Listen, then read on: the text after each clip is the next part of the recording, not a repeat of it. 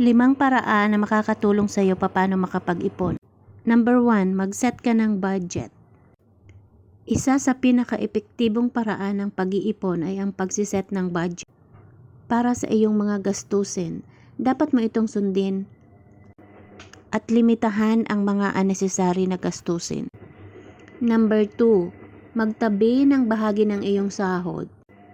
Kailangan mag-alat ka ng specific na percent ng iyong sahod para sa iyong pag-iipon.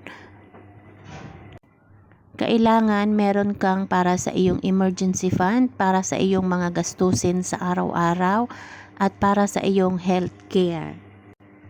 Number 3, mag-automate ka ng pag-iipon. Pwede mong iset ang iyong banking account upang mag-automatikong magdeposito sa iyong savings account or investment tuwing sasahod ka.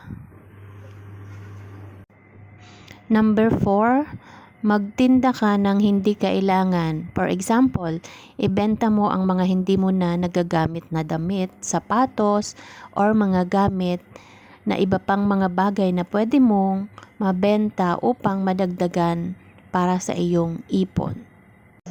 Number 5, gawin mong priority ang pag-iipon. Magbigay ka ng oras ng pag-aaral ng financial literacy. Ito ang isang paraan para matuto ka at sundin mo ang mga natutunan mo. Tandaan, financial literacy ang kailangan para mabago mo ang iyong financial handling. Thank you for watching, guys. Follow for more.